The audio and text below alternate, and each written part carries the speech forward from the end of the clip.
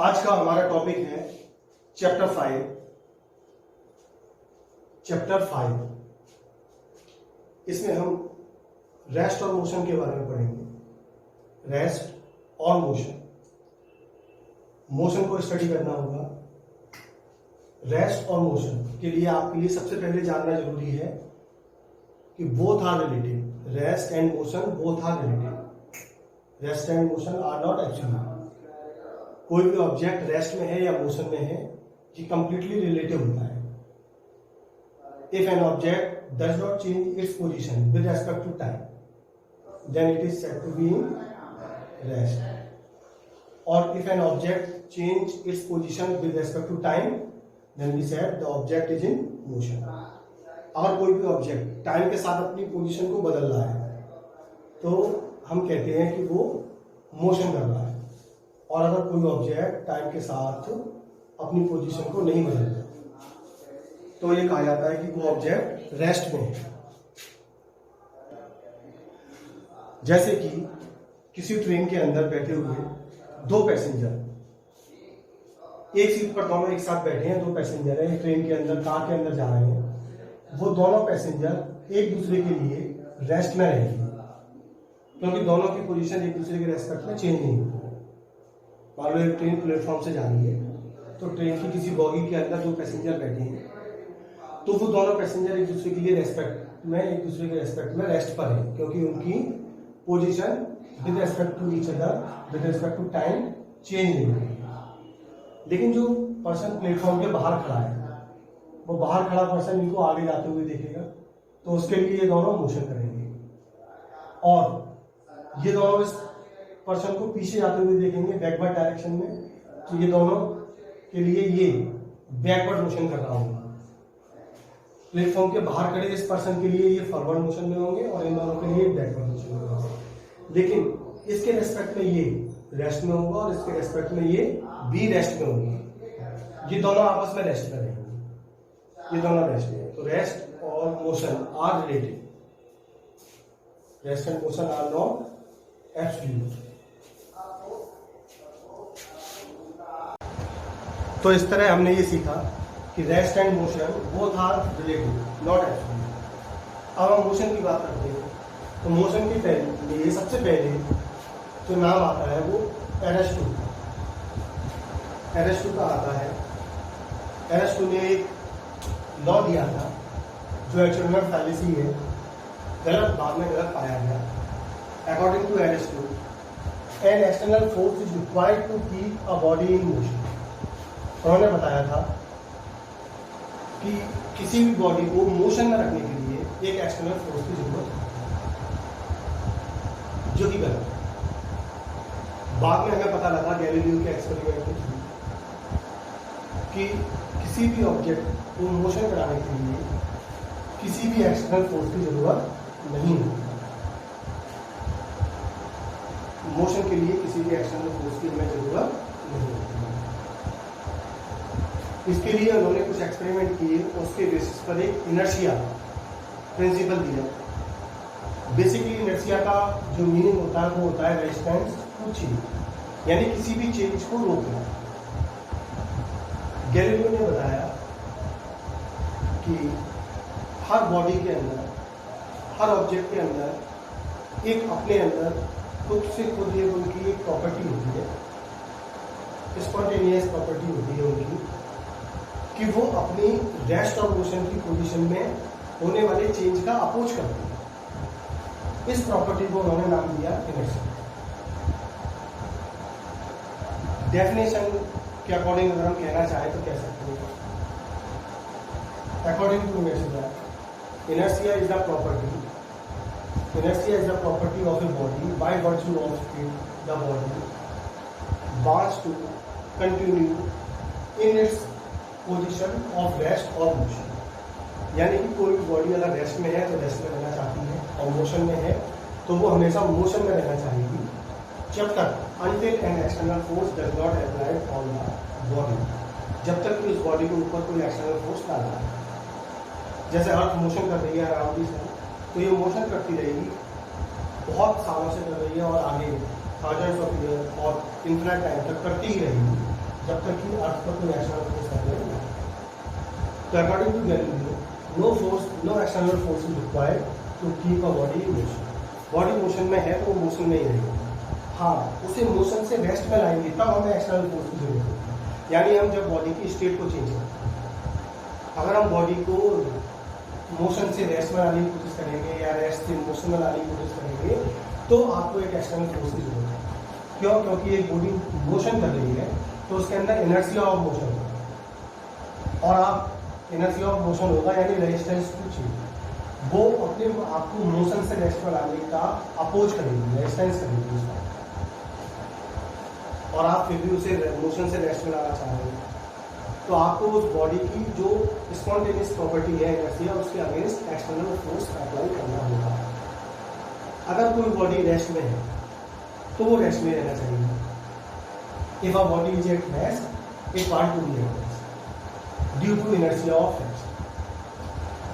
अगर आप चाहते हो कि वो रेस्ट से मोशन करने लगे तो फिर आपको एक एक्सटर्नल फोर्स लगाना होगा उसकी इस रेजिस्टेंस पावर के अगेंस्ट, जो उसे रेस्ट से मोशन में लाने की कोशिश करेगा। सिमिलरली इनर्शिया ऑफ डायरेक्शन, कोई ऑब्जेक्ट जिस डायरेक्शन में मोशन कर रहा है वो उसी डायरेक्शन में मोशन कर रहा है। अगर आप बस में बैठे हैं और बस अचानक से लेफ्ट को टर्न कर दें तो आप देखते हैं कि आप उसके अगेंस्ट राइट की तरफ लीन कर सकते हैं। अगर कोई बस लेफ्ट को टर्न करेगी तो आप उसके अगेंस्ट राइट को टर्न कर देंगे। यानी कि आप बस जब ऐसे जा रही है और बस लेफ्ट को टर्न कर देंगे तो आप अपने आप को उसी पोजीशन में रखने के लिए, सेम डायरेक्शन में रखने के लिए, बस इधर टर्न कर गई तो आप भी बस के साथ इधर चले गए, लेकिन आप चाहते हो अपने डायरेक्शन को सेम रखना, डायरेक्शन को उसी डायरेक्शन में लेना चाहते हो जिस पर जा रही है। तो आप बस के साथ ऐसे जा रहे हैं, बस इधर टर्न कर गई और आप भी ऐसे हो गए, लेकिन आप पुराने डायरेक्शन में आने के लिए इस साइड लीन कर दें। तो इनर्शिया ऑफ डायरेक्शन भी होता है जो अपने डायरेक्शन में चेंज का अपोज है।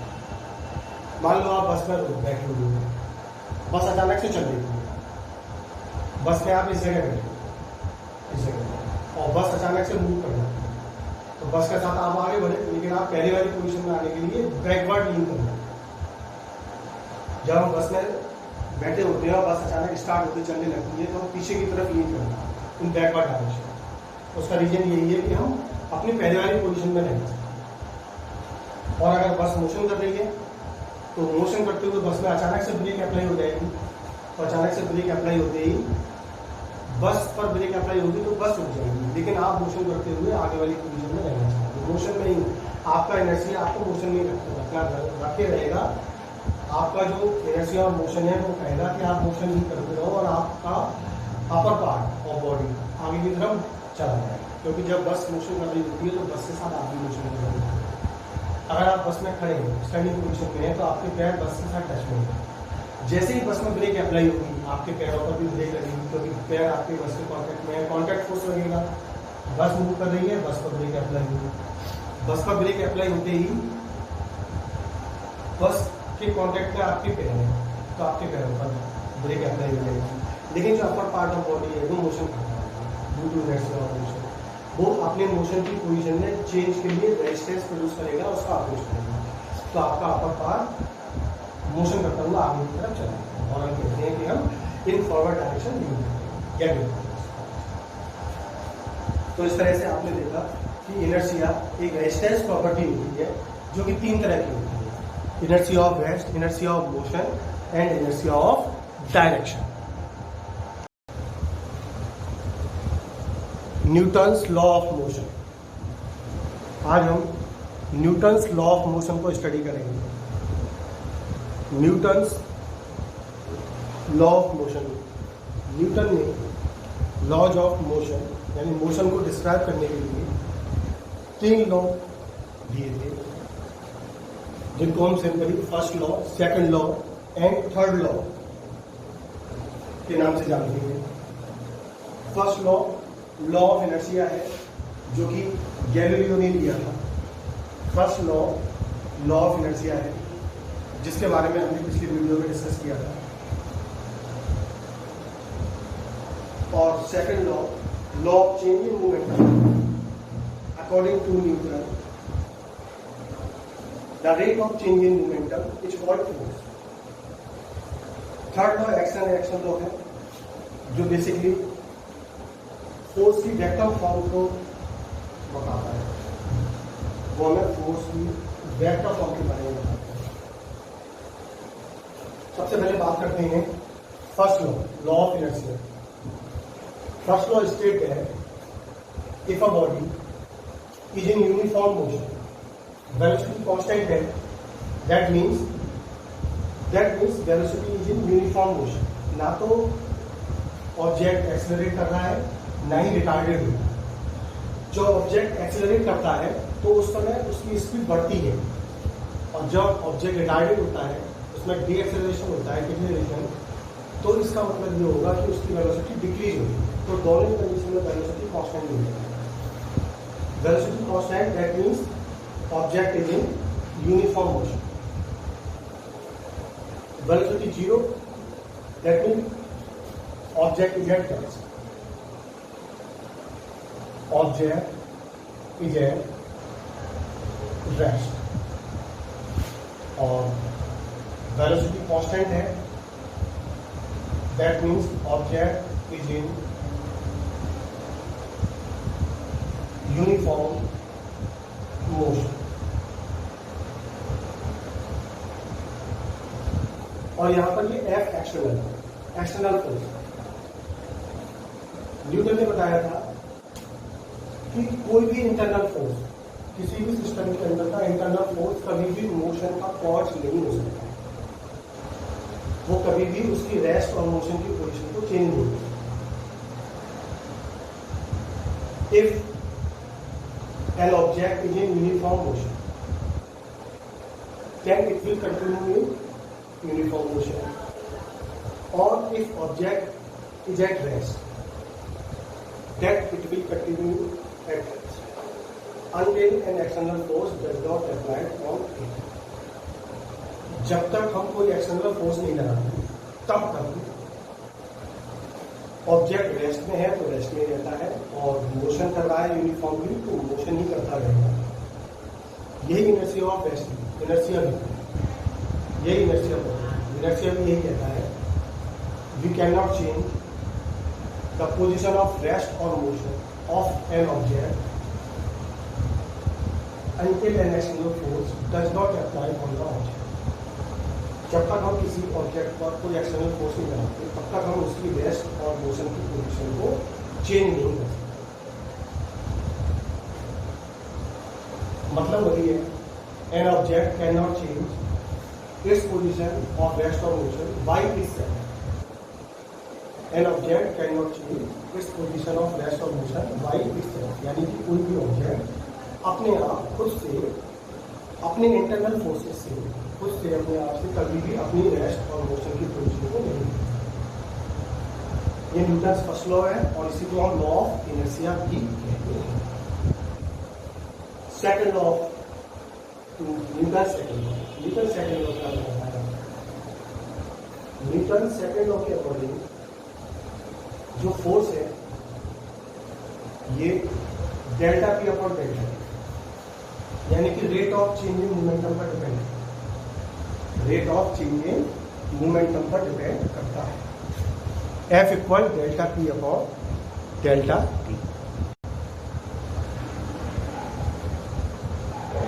According to Newton second law, F equal delta P upon delta T. यहाँ P लीनियर मोमेंटम है, और linear momentum mass into velocity होता है। P क्या है यहाँ पर? Linear momentum, where P is linear momentum, और P होता है mass into velocity. Delta T time, delta T time interval. m मास है जो कि कांस्टेंट बना रहेगा। लीनियर मोशन में मास नहीं बदल सकता, मोशन पे रहेगा, तो मास को हम डेल्टा से आउट कर देंगे, क्योंकि जो भी चेंज आएगा वो स्पीड वेलोसिटी के अंदर आएगा, ना कि मास में।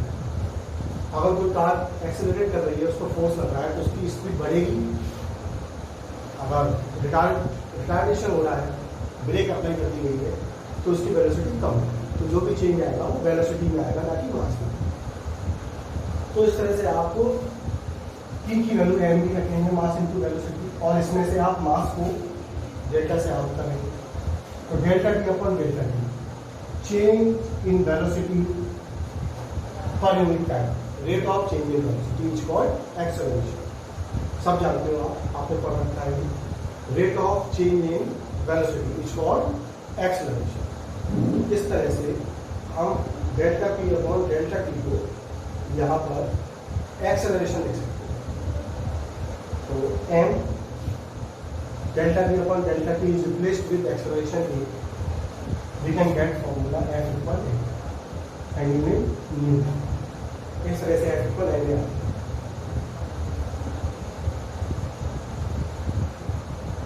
और थर्ड लॉ होता है एक्शन रिएक्शन।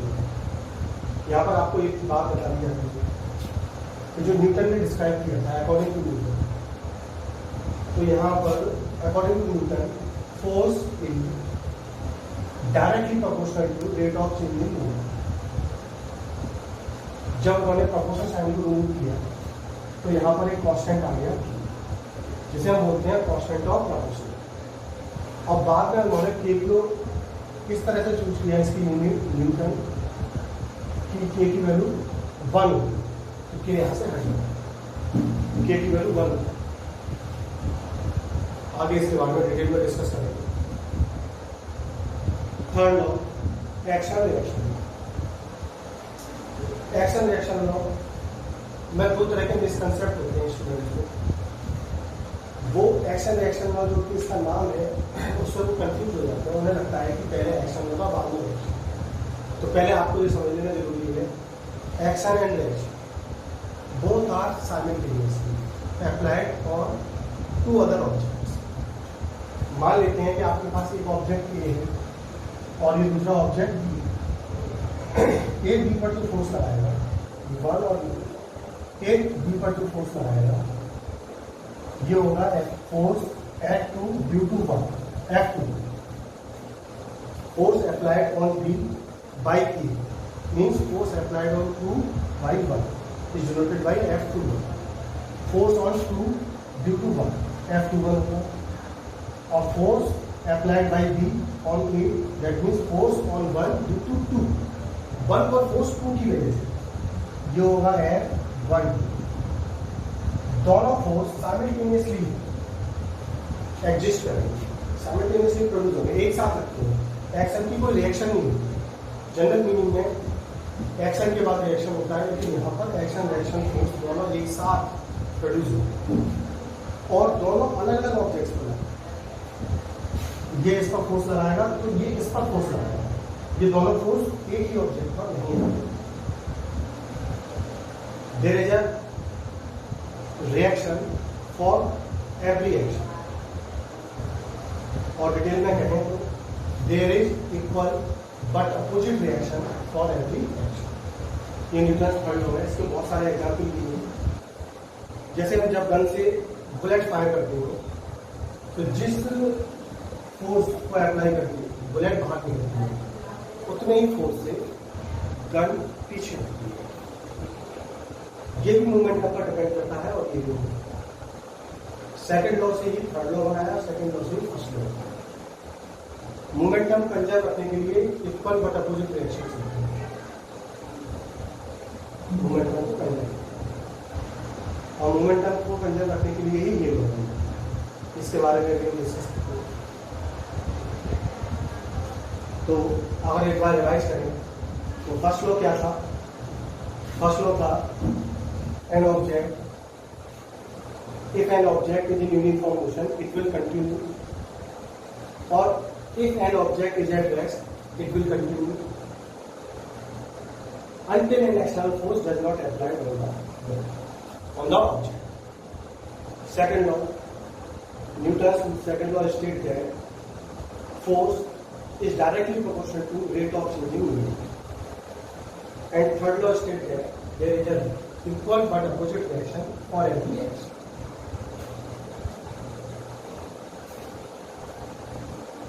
थर्ड लॉ हो जाता है आपका complete. Newton's second law is the real law of motion. Newton second law is the real law of motion. हम ऐसा कहते हैं क्यों? Because first and third law both are obtained with the help of second law. First law भी second law से ही बना है और थर्ड लॉ भी सेकंड लॉ से। That's why second law is the main law of motion.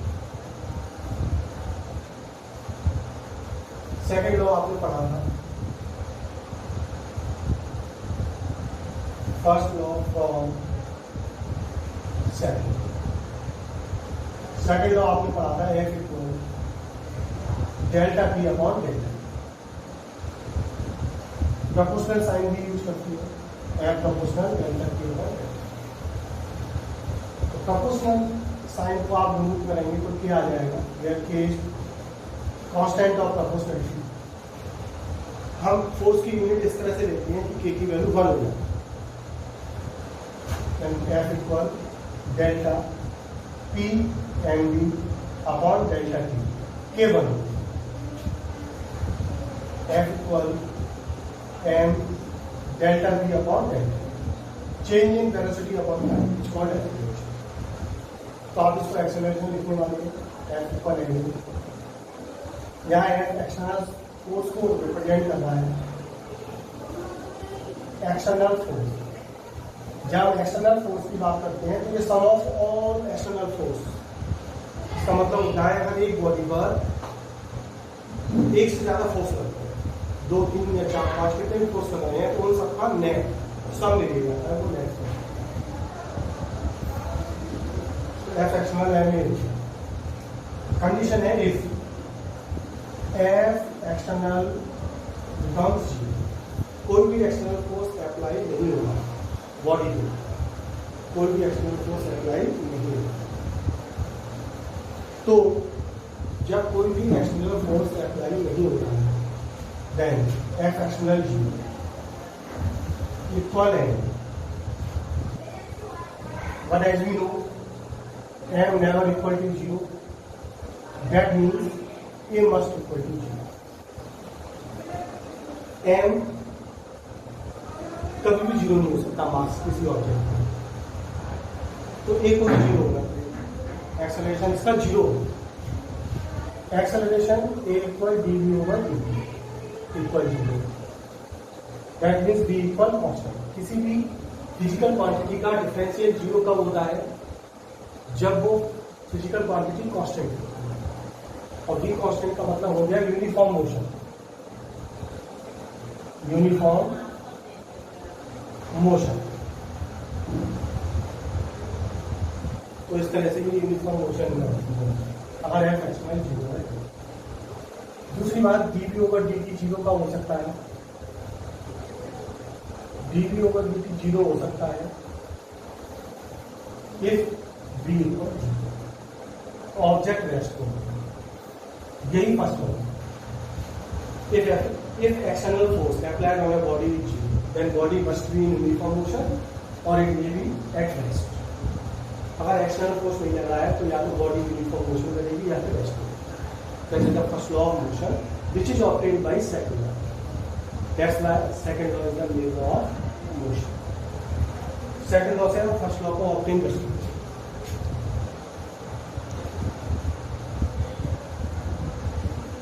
Now, third law from second law.